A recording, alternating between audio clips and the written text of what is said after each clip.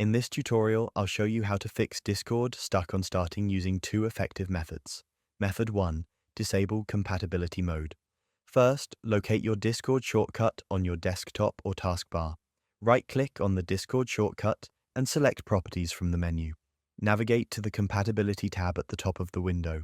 Look for the checkbox that says Run this program in compatibility mode for.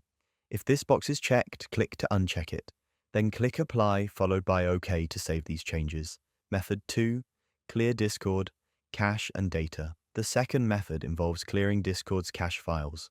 Press the Windows key plus R on your keyboard to open the Run dialog. In the Run box, type %appdata% and press Enter.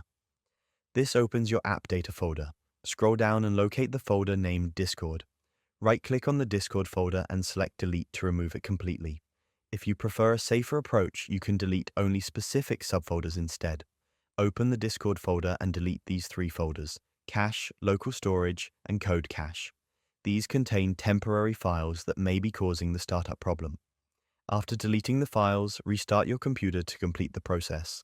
Click the Windows button, select the power icon, and choose Restart. These two methods should resolve your Discord startup issue. The first fixes compatibility conflicts while the second removes corrupted temporary data. If these solutions don't work, check the video description for additional troubleshooting steps. Thanks for watching this tutorial.